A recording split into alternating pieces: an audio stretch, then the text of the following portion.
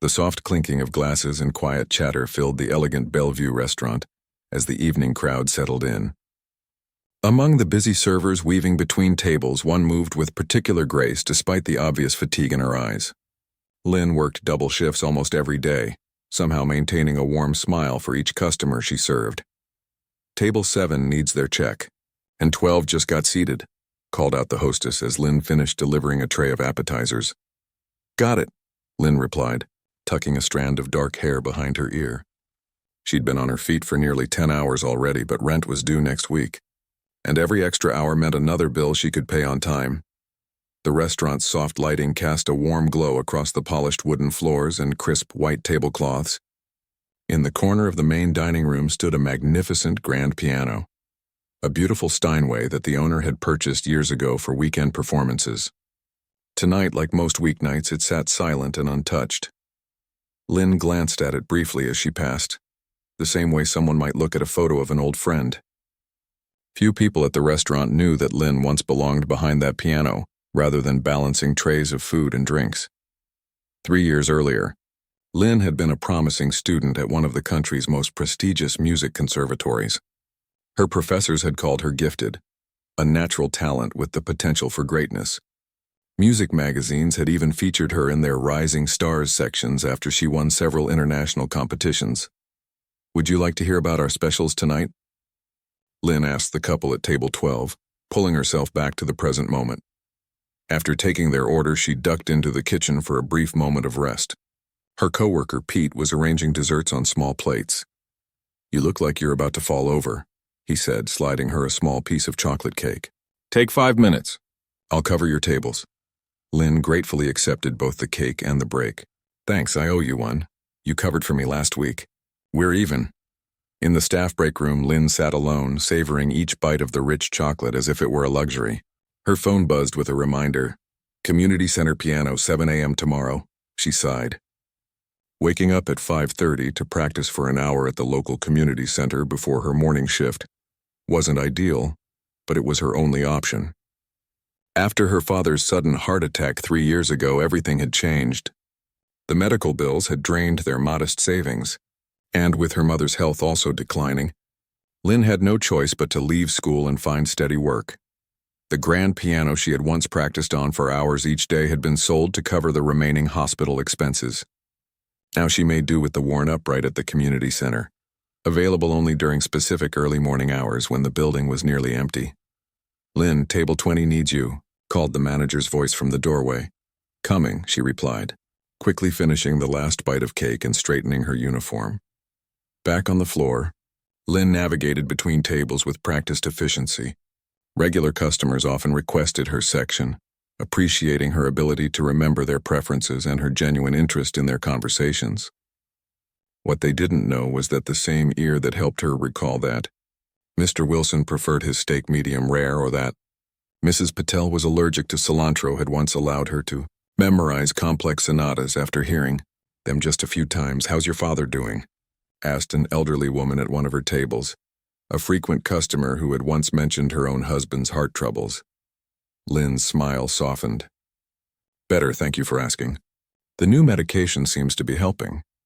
What she didn't say was that the new medication cost nearly a third of her monthly income, even with insurance. Or that she spent her day off each week helping her parents with housework and cooking meals they could easily reheat. Or that sometimes late at night, she would close her eyes and move her fingers in the air above her bed, playing invisible concertos before exhaustion pulled her into sleep. Around 9, the restaurant's pace slowed as the early dinner crowd thinned out. Lynn took advantage of the lull to wipe down empty tables and refill salt and pepper shakers. As she worked, her gaze drifted again to the grand piano. The cleaning crew had recently polished it, and it gleamed under the subtle lighting. "You play?" asked the bartender, noticing her lingering look. Lynn shrugged. "A little. A long time ago." The truth was far more complex. She didn't just play. She had once lived and breathed music. Her earliest memory was sitting on her grandmother's lap at age 3. Tiny fingers pressing down on black and white keys, delighted by the sounds they produced. By 6, she was performing in local competitions. By 16, she had mastered pieces that many professional pianists found challenging. "You should try it sometime when we're closed," the bartender suggested. Boss wouldn't mind. Lynn nodded politely but knew she wouldn't. Playing that magnificent instrument would hurt too much. A vivid reminder of dreams deferred, perhaps forever. The front door swung open, and a group of well-dressed people entered laughing loudly. The hostess quickly approached them, and Lynn could tell from their confident postures and expensive watches that these were wealthy customers, the kind who might leave generous tips if properly impressed, or difficult complaints if not. The Thornton party, the hostess whispered as she passed Lynn. Big tech executive. Very important. Lynn nodded, understanding the unspoken instruction to provide flawless service. She watched as they were seated at the best table in the house, near enough to the piano to be prestigious but far enough from the kitchen doors to avoid disruption. One man stood out from the others, slightly younger, with an air of authority that made the others defer to him in subtle ways. He wore his success comfortably, like the custom-tailored suit that adorned his tall frame. This, Lynn guessed, was Thornton himself. Later, as she carefully placed a glass of aged whiskey before him, she noticed his hands, smooth, unmarked by physical labor, yet with long fingers that reminded her of a pianist's hands. He caught her looking and raised an eyebrow slightly but said nothing. In the kitchen, the head chef was pushing everyone to perfection. The Thornton group gets our best. Every plate must be perfect. What's the big deal about this guy? Lynn asked as she arranged delicate garnishes on appetizer plates. Jack Thornton, the chef replied, wiping his brow, made billions with some tech startup. Word is, he just closed another major deal today. He's celebrating and the boss wants him to become a regular. Apparently he's known for leaving $1,000 tips when he's impressed. Lynn's eyes widened slightly. A $1,000 tip would cover her father's medication for the month with enough left over to fix the leaky roof in her parents' small house. And, the chef added with a knowing look, he's also known for being demanding. Tests people. Likes to catch them off guard. Lynn nodded, mentally preparing herself for a challenging table. She'd dealt with difficult customers before. She could handle this one too, especially with so much potentially at stake. As she delivered the appetizers, she overheard fragments of conversation about stock options, market valuations, and acquisition strategies. Words from a world utterly foreign to her daily reality of tips, hourly wages, and carefully managed grocery budgets. Everything looks delicious, commented a woman in the group as Lynn arranged the plates. This restaurant was an excellent choice, Jack.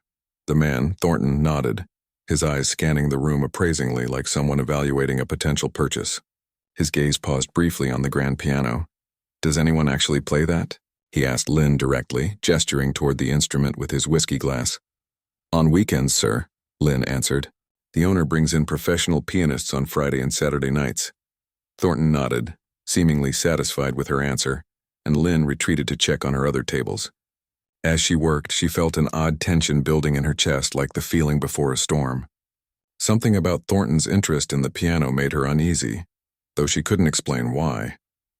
For now, though, she had other customers to attend to, drinks to refill, and food to serve. The piano, like her former life as a musician, would remain in the background, admired from a distance, but no longer part of her world. What she didn't know was how drastically things would change before the night was over. The evening progressed smoothly as Lynn moved between tables with practiced efficiency. The Thornton party grew louder with each round of drinks, their laughter cutting through the restaurant's otherwise subdued atmosphere.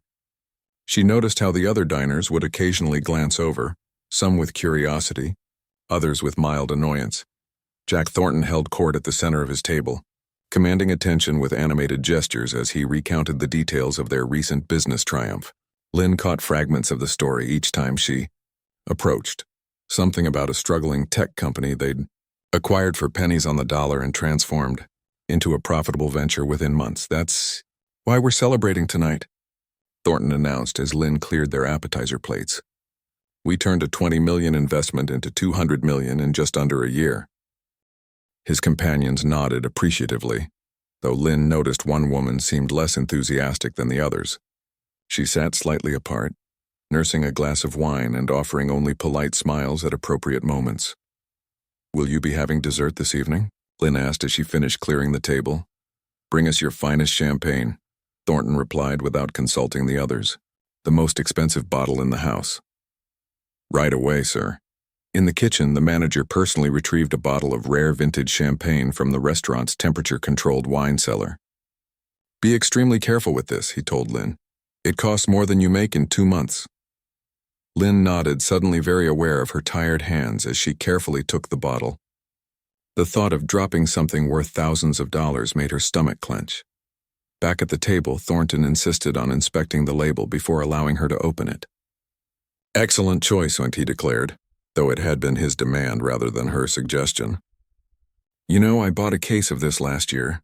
Keep it in my personal cellar. Lynn smiled politely as she prepared to open the bottle. She'd been trained properly for this task, despite the rarity of customers ordering such expensive champagne. With precise movements, she removed the foil, carefully loosened the wire cage, and positioned her hand over the cork. Allow me, Thornton said suddenly, reaching for the bottle. I've developed something of a talent for this. His companions exchanged glances as Lynn hesitantly handed over the bottle. Thornton stood, making a show of the process. With a dramatic twist, the cork released with a loud pop, champagne foaming over the top. Several nearby diners turned to look. Perfect, Thornton declared, though Lynn noticed some champagne had spilled onto the tablecloth. She quickly dabbed at it with a napkin while he poured generous amounts into each glass. To success, Thornton said, raising his glass, and to the sweet sound of money well spent. They clinked glasses, and Lynn took the opportunity to step back, ready to give them privacy. Before she could leave, Thornton's attention fixed on the grand piano again. That's a Steinway Model B, isn't it? He asked, surprising Lynn with his knowledge of pianos. Yes, sir, she replied. The owner is quite proud of it. I should hope so. That's about $100,000 sitting unused. He sipped his champagne. I have a larger model at my home in the Hamptons, custom made with mother-of-pearl inlays. The quieter woman at the table, Lynn had overheard the others call her May, spoke up for the first time. Do you actually play, Jack, or is it just for show? Something flickered across Thornton's face, annoyance perhaps, or embarrassment. I took lessons as a child, he said dismissively. Never had the patience for it, but I appreciate the craftsmanship. The conversation shifted to other luxury purchases, vacation homes, vintage cars, private jets. But Lynn sensed Thornton's attention hadn't fully left the piano. As she brought their dessert menus, he stopped her again. Tell me, he said, gesturing toward the piano, why keep such a magnificent instrument if no one plays it except on weekends? I believe the owner feels it adds to the atmosphere, Lynn answered carefully. And the weekend performances are quite popular. Atmosphere, Thornton repeated, swirling his champagne. His eyes narrowed slightly as he studied the instrument, then turned back to Lynn. Do any of the staff play? I'm not sure, sir.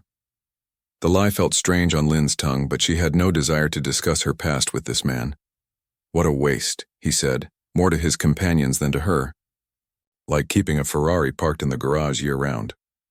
Lynn nodded politely and moved to another table, hoping Thornton's interest in the piano would fade. For the next half hour, she managed to avoid lengthy interactions with his group, though she kept their glasses filled and removed empty plates promptly. As she passed the bar to pick up drinks for another table, she overheard the bartender talking to the manager. Thornton's getting louder, the bartender murmured. Think we should slow down his drinks? Absolutely not, the manager replied firmly. He spent over $2,000 already. Just keep an eye on the situation. Lynn glanced over at Thornton's table. They were on their second bottle of champagne now, and his voice carried even more clearly across the restaurant. Some nearby diners were beginning to look annoyed, but no one on staff would dare ask such a valuable customer to quiet down. When Lynn returned to clear their dessert plates, Thornton stopped her with a wave of his hand. His cheeks were flushed from alcohol, but his eyes remained sharp and calculating. I've been thinking, he announced, loud enough for nearby tables to hear. It's a crime that such a beautiful piano sits unplayed. Music is meant to be heard, not merely admired from a distance. His companions nodded in agreement, though Lynn noticed May checking her watch discreetly. Perhaps, Thornton continued, we should request a performance. He looked around the restaurant, then back at Lynn. Do you think the manager would object if someone played? I'm not sure, sir, Lynn replied cautiously. It's not typically used on weeknights. Let's find out. Thornton snapped his fingers toward the manager, who immediately hurried over. Is everything satisfactory, Mr. Thornton? The manager asked, his professional smile firmly in place. The food was excellent, Thornton replied, but I find myself wishing for some entertainment. He nodded toward the piano. Would you object if one of us played? The manager looked momentarily taken aback but quickly recovered. Not at all, sir. Though I should mention the instrument is quite valuable and— I understand its value, Thornton interrupted. As I was just telling your server, I have a similar model at my home. He stood abruptly. Perhaps I should begin. Lynn watched with growing unease as Thornton made his way to the piano, all eyes in the restaurant following him. He sat at the bench with confidence, positioned his hands over the keys and began to play. It became immediately apparent that Thornton's earlier dismissal of his musical abilities had been accurate. His fingers moved awkwardly over the keys, producing a halting version of what Lynn recognized as Beethoven's Für Elise, a piece typically mastered by intermediate students. He missed several notes and the rhythm was uneven. Yet he played with the assurance of someone who believed themselves much more skilled than they were. When he finished, his companions applauded enthusiastically while the rest of the restaurant offered polite, scattered claps. Thornton stood and gave a small bow, clearly pleased with himself. Who's next? He called out to his table. Dean, didn't you mention you played in college? One of his colleagues shook his head. That was 30 years and many drinks ago, Jack. I doubt I could play chopsticks at this point. Thornton laughed and turned his attention to the rest of the restaurant. Surely someone here can play? Anyone? The other diners shifted uncomfortably, some avoiding eye contact, others shaking their heads slightly. What about the staff? Thornton's gaze swept over the servers and bartenders. Any hidden talents among you? The manager stepped forward, clearly trying to regain control of the situation. Perhaps we should— I'll make it interesting, Thornton interrupted, reaching for his wallet. He pulled out a thick stack of bills. $5,000 to any staff member who can play— He paused, considering. Rachmaninoff's Piano Concerto No. 3. First movement will suffice. A hush fell over the restaurant. Lynn froze where she stood, a tray of dirty dishes in her hands. Rachmaninoff's Third was one of the most technically challenging piano concertos ever written, a piece that had been the centerpiece of her final recital before leaving the conservatory. No takers? Thornton looked around with exaggerated surprise. Let's make it $10,000. $10,000 for a proper performance. Lynn carefully set down her tray and slipped into the kitchen, her heart pounding in her chest. Through the swinging doors, she could hear Thornton continuing to challenge the staff, his voice growing more insistent. What's going on out there?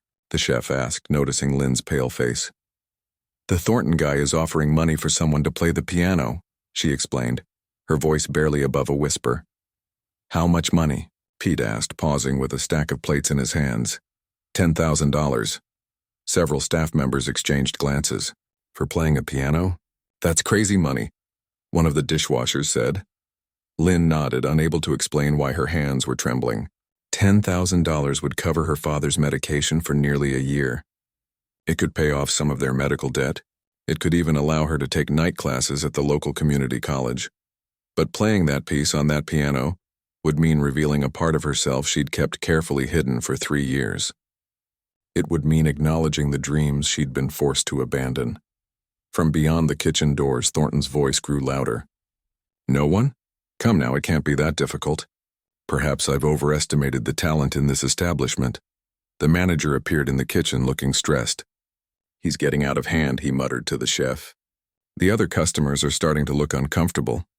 Lynn took a deep breath, her mind racing. The thought of touching those keys again made her heart ache with both longing and fear. What would happen if she played? What would happen if she didn't? In that moment, standing in the busy kitchen with the sounds of clinking dishes and sizzling pans around her, Lynn faced a choice that would change the course of her life forever. Lynn stood frozen in the kitchen as Thornton's voice carried through the swinging doors. The other staff members exchanged uncomfortable glances, no one quite knowing how to handle the situation. Should someone call the owner? Whispered one of the newer servers. The manager shook his head. He's in Aspen until next week. He rubbed his forehead, clearly stressed. I can't afford to offend this guy, but he's disrupting the entire dining room. Lynn's fingers tingled as if they could already feel the cool ivory beneath them. 3 years. It had been 3 years since she'd played on a piano worthy of her training. The community center's upright was badly out of tune, with several sticky keys and a pedal that squeaked whenever she used it. I think I should ask him to leave, the manager finally decided, straightening his tie as if preparing for battle. Wait. The word escaped Lynn's lips before she fully realized she'd spoken. Everyone in the kitchen turned to look at her. Lynn hesitated, her heart racing. I can play it. The manager blinked at her in surprise. You can play Rachmaninoff? That piece he mentioned? Lynn nodded slowly. I studied at Eastman before. She didn't finish the sentence. Everyone knew she'd left school to care for her family, though she'd never shared the details of her former life as a musician. You're serious? Pete asked, eyes wide with disbelief. Again, Lynn nodded. But I don't want everyone to know it's me right away. She glanced down at her server's uniform. Could I borrow your coat? She asked the chef. He immediately removed his white chef's jacket and handed it to her. It was far too large, but when she put it on over her uniform and rolled up the sleeves, it looked intentional rather than ill-fitting. And this, said the hostess, pulling the clip from her own hair. Let your hair down. It'll help hide your face a bit from his table. Lynn removed her hair tie, letting her long, dark hair fall around her shoulders. The transformation wasn't dramatic, but it might be enough to give her a moment of anonymity. Are you sure about this? The manager asked quietly. Lynn wasn't sure, not at all. But the thought of what $10,000 could do for her family pushed her forward. Yes, she said, more confidently than she felt. The kitchen staff gathered around her, offering whispered encouragement as she prepared to go out. Show that rich guy what real talent looks like, the dishwasher said with a grin. Remember, no pressure, Pete added. If it doesn't work out, I'll accidentally spill soup on him on my way out. This made Lynn smile, easing some of her tension. With a deep breath, she pushed through the swinging doors back into the dining room. Thornton was still standing by the piano, his expression growing more smug with each passing moment. Not a single person in this entire restaurant can play a simple piece of classical music, he was saying. Perhaps I should take my business elsewhere next time, somewhere with more culture. The dining room had grown uncomfortably quiet.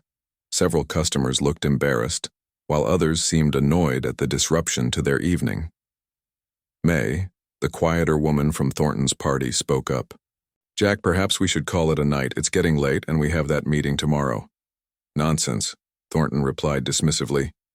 The night is young. He turned to address the room again. I'm waiting. $10,000 for a proper performance. Anyone? Lynn moved quietly toward the piano, keeping her head slightly down as she approached. She could feel eyes turning toward her, curious whispers following her path across the dining room. When she reached the piano, she finally looked up and met Thornton's gaze directly. I'll play, she said, her voice soft but steady. Thornton looked her up and down, clearly not recognizing her as one of the servers who had been attending his table. The chef's jacket and loose hair had done their job. And you are? He asked, one eyebrow raised skeptically. Someone who can play Rachmaninoff's Third, Lynn replied simply. A hint of surprise crossed Thornton's face, quickly replaced by amusement. Well then, he said, stepping back from the piano with an exaggerated bow. The stage is yours. Lynn approached the bench, her heart pounding so loudly she was certain everyone could hear it. As she sat down, she allowed her fingers to hover just above the keys, not yet touching them. The piano seemed to hum with potential energy, waiting for her. The restaurant had fallen completely silent. Even the kitchen staff had emerged to watch, standing in a cluster near the swinging doors. Thornton returned to his table, leaning close to whisper something to his companions that made them chuckle. Lynn caught his words as they floated across the quiet room. This should be entertaining, at the very least. Lynn closed her eyes for a moment, trying to calm her racing thoughts. 3 years ago, she had performed this very piece for her final recital before leaving the conservatory. She could still hear her professor's voice in her head. This concerto isn't just about technical skill. It's about emotion. You must make the audience feel every note. When she opened her eyes, she was no longer in the restaurant. She was on stage, lights bright above her, her future stretched out before her like an endless road of possibility. Before everything changed, Lynn's fingers finally touched the keys and she began to play. The opening notes were simple, deceptively so, a quiet, almost hesitant melody that soon gave way to rippling arpeggios. Lynn's fingers remembered the path they needed to travel, muscle memory taking over where conscious thought might have faltered. She forgot about Thornton and his money. She forgot about the restaurant and the watching eyes. There was only the music, flowing from some deep place within her that had been locked away for too long. The first big chords resonated through the room, and Lynn felt the piano responding to her touch, as if it too had been waiting for someone who understood its true voice. This wasn't the tired upright at the community center. This was an instrument worthy of Rachmaninoff's demanding composition. As the piece built in complexity, Lynn's body swayed slightly with the music's rhythm. Her hands stretched to reach the difficult intervals, fingers flying across the keys with increasing confidence. The technical challenges that had once required hours of practice now flowed naturally from her hands, as if the 3-year gap had never existed. In the dining room, the atmosphere had transformed completely. The servers stood motionless, trays forgotten in their hands. Diners sat with forks suspended midway to their mouths, meals temporarily abandoned. Even the kitchen staff, accustomed to the constant pressure of a busy dinner service, stood transfixed by the doorway. At Thornton's table, the initial smirks had disappeared. His companions sat in stunned silence, wine glasses untouched before them. Thornton himself had leaned forward in his chair, his expression shifting from smug certainty to genuine surprise. May was the first to react, her eyes widening in recognition of true talent. She nudged the man beside her and whispered something, nodding toward Lynn with newfound respect. As the music reached one of its most technically demanding passages, a series of rapid chord progressions that had once made Lynn's wrists ache after practice, she felt a strange sense of liberation. The weight she had carried for 3 years, the grief of abandoning her dreams, the constant worry about money, the exhaustion of long shifts, all of it seemed to lift from her shoulders, if only temporarily. In the corner of the restaurant, an elderly gentleman with silver hair set down his coffee cup and adjusted his glasses. He watched Lynn with intense focus, occasionally nodding slightly as if confirming something to himself. The woman dining with him leaned over and whispered a question, to which he replied without taking his eyes off the performance. Lynn was approaching the section of the piece that had always challenged her most, a series of left-hand octaves beneath a complex right-hand melody. In school, her professor had made her practice this section for hours, pushing her beyond what she thought possible. Music isn't about what's comfortable, he would say. It's about what moves people. As she played through this difficult passage, Lynn was vaguely aware of a shift in the room. Some of the diners had taken out their phones, recording her performance. The manager, who had been worried about disruption, now stood with his arms crossed, a proud smile on his face as he watched one of his staff members transform the restaurant with music. And Thornton, the man who had issued the challenge so carelessly, sat completely still, the smug confidence wiped from his face, replaced with something that looked almost like humility. Lynn's fingers continued their dance across the keys, building toward the movement's powerful conclusion. The music swelled beneath her hands, filling every corner of the restaurant with sound. This wasn't just Rachmaninoff anymore. It was her own story, the joy of discovery, the pain of loss, the quiet dignity of hard work, and the hope that remained despite everything.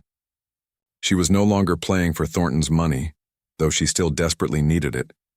She was playing for herself, for the dreams she had set aside, for the musician she had once been, and perhaps could be again.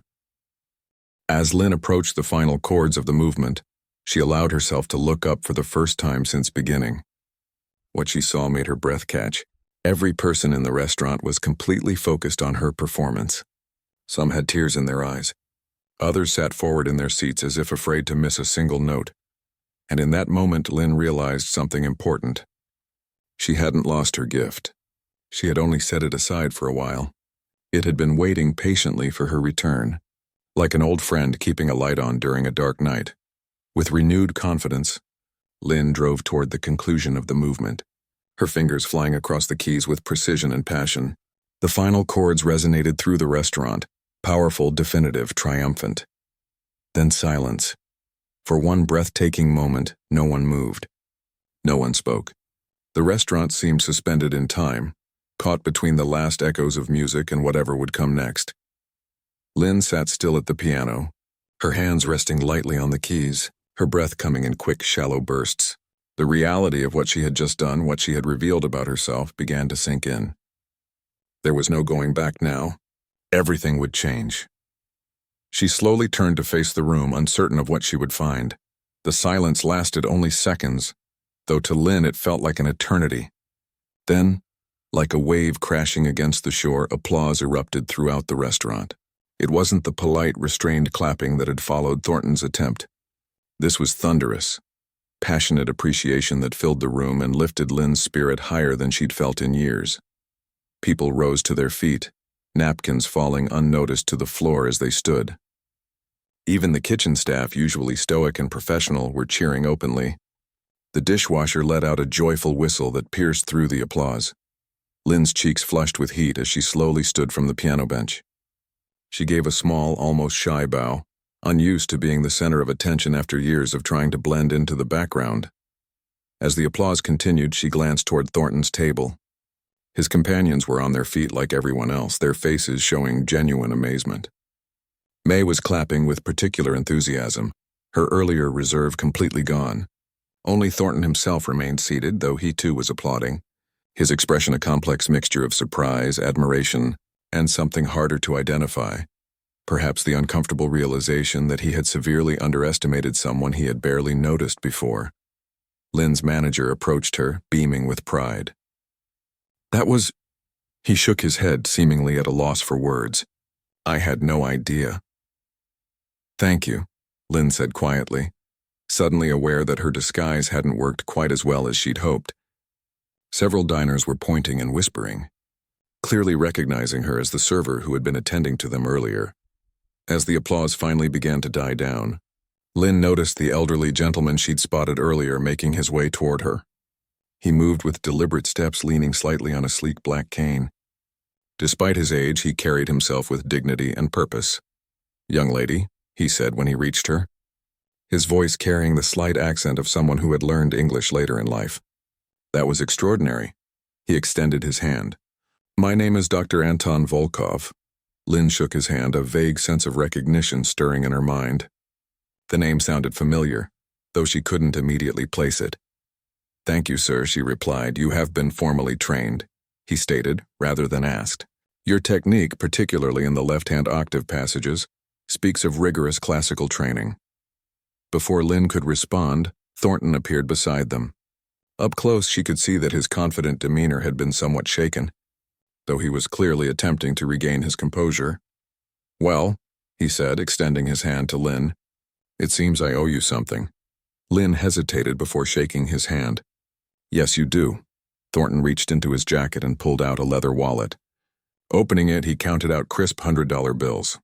10,000 as promised. He held out the stack of bills. "You're full of surprises, aren't you?" His tone suggested he was trying to regain the upper hand in their interaction.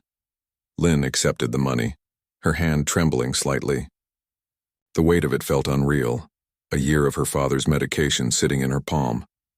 "May I ask," Thornton continued, "where you learned to play like that, and how someone with your obvious talent ended up serving tables?"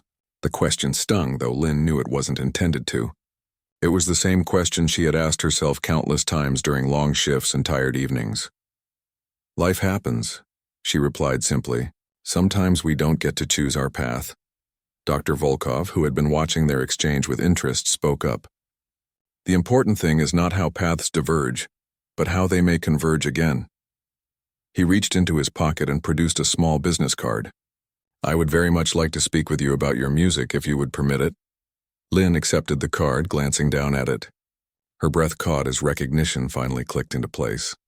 Dr. Anton Volkov, former concert pianist and current director of the West Ridge School of Music, one of the most prestigious conservatories in the country. "You're Anton Volkov," she said, unable to hide her awe. "I studied your recording of the Tchaikovsky concertos during my second year at Eastman." He smiled, pleased by her recognition. "And now I have heard you play Rachmaninoff with a passion that reminds me of why I fell in love with music in the first place." He gestured toward the card in her hand. "Call me tomorrow. I believe we have much to discuss." As Dr. Volkov returned to his table, Thornton looked between them, clearly sensing he was missing something significant. "Friend of yours?" he asked, trying to sound casual. "No," Lynn replied, still staring at the card. He's rather famous in classical music circles." May approached them, her eyes bright with excitement. "That was incredible," she said to Lynn. "Jack, did you know she was your server earlier? The one who brought our champagne?" Thornton's eyes widened slightly as he recognized Lynn without the loose hair and chef's jacket. "You were serving our table?" Lynn nodded, a small smile playing at her lips. "Well," he said, clearing his throat, "it seems I made a correct assessment of this restaurant after all. The service is indeed exceptional." It was a clumsy attempt to save face, but Lynn appreciated the effort. May rolled her eyes at him good-naturedly before turning back to Lynn. "Ignore him. He's just surprised that someone he underestimated turned out to be more talented than he could imagine." She extended her hand. "I'm May Wong, by the way. I head the community outreach program for Thornton Technologies." Lynn shook her hand. "Lynn Chen." "Lynn," May repeated as if committing the name to memory. "Do you perform regularly anywhere? I'd love to hear you play again." Before Lynn could answer, a young woman approached, her phone still recording. "Excuse me," she said excitedly. "I hope you don't mind, but I recorded your performance and posted it on my social media. It's already getting shares. You're amazing." Lynn blinked in surprise. "You posted it online? Is that okay? I can take it down if you want, but people are loving it. Look," she held up her phone, showing Lynn a video of her performance with a rapidly increasing view count and a stream of enthusiastic comments. Lynn had never considered the possibility of her playing reaching beyond the restaurant walls. The thought was both thrilling and terrifying. The manager appeared at her elbow, his expression a mixture of pride and concern. "Lynn, this is wonderful, but..." He glanced around at the still buzzing restaurant. "We do still have customers waiting for their food." Reality came crashing back. Despite the applause, the money in her hand, and Dr. Volkov's card in her pocket, she was still on shift. She had responsibilities. "Of course," she said, straightening her borrowed chef's jacket. "I'll get back to work." "Actually," the manager said with a slight smile, "I think you've earned the rest of the night off. Pete and the others insisted on covering your tables." He nodded toward the kitchen, where her co-workers were watching with broad grins and thumbs-up gestures. "Besides," Thornton interjected, "I'd like to buy you a drink. It's not every day I get to hear such remarkable talent, or have to pay up on a bet." There was a new respect in his voice that hadn't been there before. Lynn looked down at the stack of bills in her hand, still unable to fully process what had happened. In the span of less than 15 minutes, her carefully constructed wall between past and present had crumbled completely. "Thank you for the offer," she said to Thornton. "But I think I need some time to think." She turned to her manager. "Are you sure about the rest of the night off?" He nodded. "Absolutely. But I expect a full explanation tomorrow about how my server turned out to be a world-class pianist." Lynn smiled. "Not quite world-class. Not yet, anyway."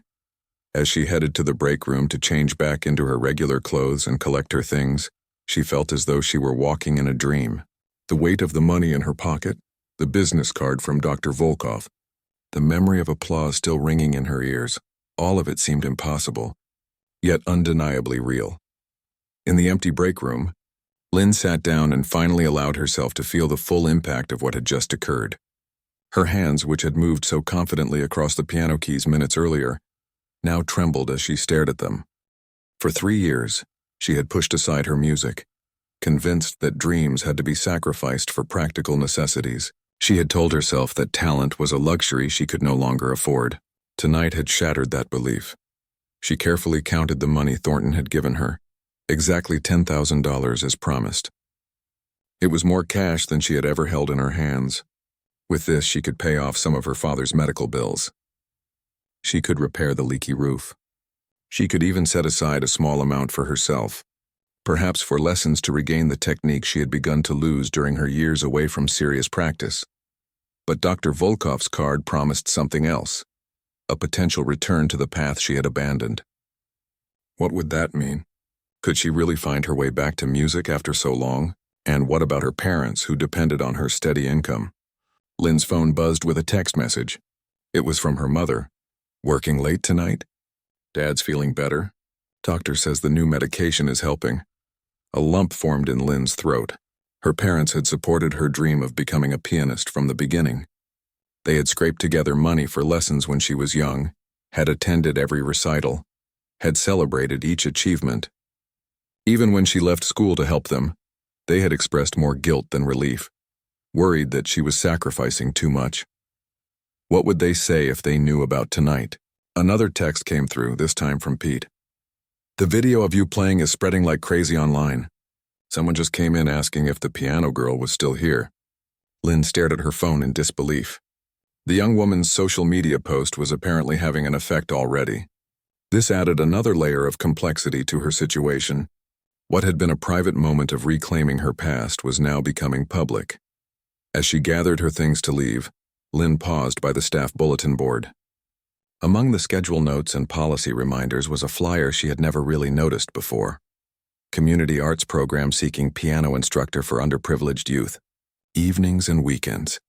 She unpinned the flyer and folded it carefully, placing it in her pocket alongside Dr. Volkov's card and Thornton's money. Perhaps there was a middle path, a way to reclaim her music without abandoning her responsibilities. Lynn left through the restaurant's back door, avoiding the dining room where she knew people might still be talking about her performance. As she stepped into the cool night air, she felt different somehow, as if the weight she had carried for years had shifted, becoming not lighter perhaps, but more balanced. The future remained uncertain, full of questions without easy answers. But for the first time in 3 years, it also contained something that had been missing for too long: possibility. 1 year later, Lynn sat in a small dressing room backstage at Wilson Hall, staring at her reflection in the mirror.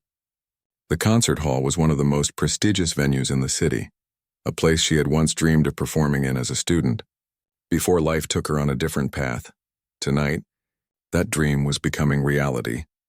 A light knock on the door broke her concentration. "10 minutes, Ms. Chen," called the stage manager.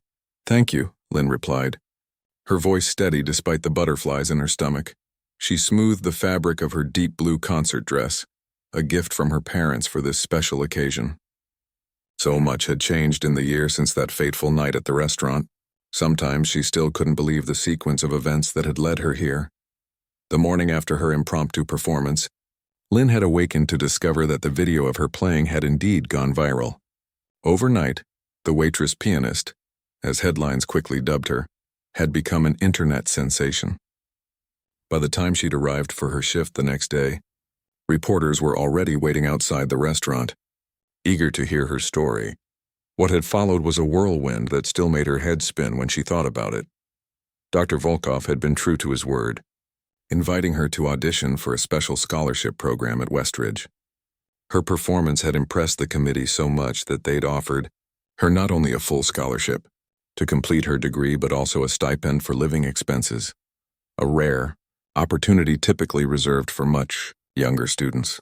The decision hadn't been easy. Returning to music full-time would mean leaving her steady job and the security it provided for her family. It had taken hours of careful discussion with her parents, tearful debates about priorities and responsibilities, and ultimately, a leap of faith. "You were born to play," her father had finally said, his eyes shining with unshed tears. "We've always known it. Don't let our problems stop you again." With the money from Thornton's challenge and the additional funds that had come from a few well-paid television appearances, Lynn had been able to set up her parents with enough security to ease her conscience. Her mother had even returned to part-time work as her health improved, adding to their stability. Another knock at the door, gentler this time. "Lynn, may I come in?"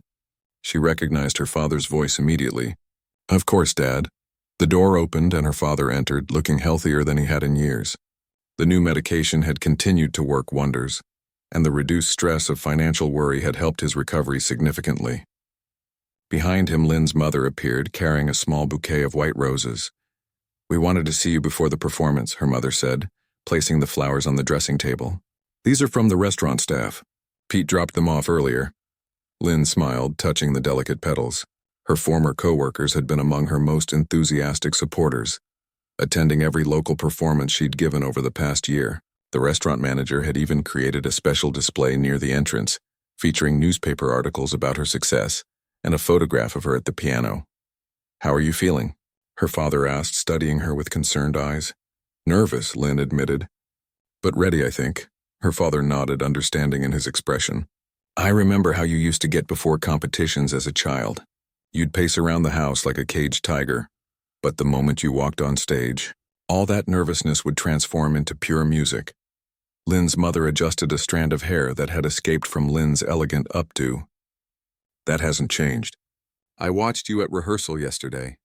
The moment your fingers touched the keys, you became someone else entirely." There was another knock, and the door opened slightly to reveal Dr. Volkov. In the past year, he had become not just Lynn's mentor but a dear friend to the entire Chen family. "Ah, the family gathering before the battle," he said with a warm smile. "A good tradition." Lynn stood to greet him. "Is everything ready?" "The orchestra is tuned, the hall is filled, and—" He paused for dramatic effect. "Your special guest has arrived and is seated in the front row as requested." Lynn felt her heartbeat quicken. "He came?" Dr. Volkov nodded. "Indeed. Along with several members of his company. The woman, May, I believe, brought flowers larger than herself." This made Lynn laugh, relieving some of her tension. After that night at the restaurant, Thornton had undergone something of a transformation. The viral video had brought unexpected attention to his company, particularly after journalists discovered that he had been the one to issue the challenge that sparked Lynn's return to music. Sensing an opportunity for positive publicity, Thornton Technologies had established a music education fund for underprivileged students, with Lynn as its first spokesperson. What had begun as a corporate image campaign had evolved into something more genuine, as Thornton himself became increasingly involved with the program. 5 minutes. "Ms. Chen," called the stage manager from outside. "We should take our seats," Lynn's mother said, leaning down to kiss her cheek. "Remember, no matter what happens tonight, we are already so proud of you." Her father squeezed her hand tightly. "Go show them what real talent looks like." After her parents left, Dr. Volkov remained behind. "I have something for you," he said, reaching into his pocket. He pulled out a small velvet box and opened it to reveal a delicate pin in the shape of a piano. "This belonged to my wife," he explained. "She wore it at every performance. Before she passed, she asked me to give it to a student who understood that music is not just about technique, but about heart." He pinned it carefully to Lynn's dress. "You are that student." Lynn felt tears threatening to spill. "I don't know what to say. Say nothing. Play beautifully. That is all." With a final nod of encouragement, Dr. Volkov left to take his seat in the audience. Alone again, Lynn took a deep breath and looked once more at her reflection. The woman who stared back at her was neither the struggling waitress of a year ago, nor the carefree student she had been before that. She was something new, something forged through both hardship and triumph. The final call came. "Ms. Chen, we're ready for you." Lynn stood, smoothed her dress one last time, and made her way toward the stage. As she approached the wings, she could hear the gentle murmur of the audience and see the orchestra already seated, instruments ready. The piano waited center stage, gleaming under the lights. From her position in the shadows, Lynn could make out familiar faces in the front rows. Her parents, of course, sitting beside Dr. Volkov. The restaurant staff clustered together, Pete giving a subtle thumbs up when he spotted her. And yes, there was Thornton, looking far more humble than he had that night a year ago, with May beside him holding an absurdly large bouquet. Further back, Lynn spotted students from the community program, where she now taught twice a week. Young people with circumstances similar to her own, for whom music was both a passion and a challenge in a world of practical demands. The conductor turned toward the wings, nodding to indicate they were ready for her. This was the moment, the culmination of a journey that had taken unexpected turns but had ultimately led her back to where she belonged. As Lynn stepped onto the stage, applause washed over her like a wave.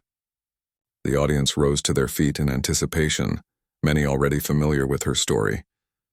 She bowed gracefully, then settled herself at the piano bench, adjusting her position with practiced precision.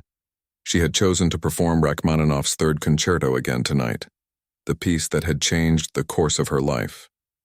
But this time, she would play it in its entirety, with a full orchestra behind her, in a proper concert hall rather than between dinner courses at a restaurant.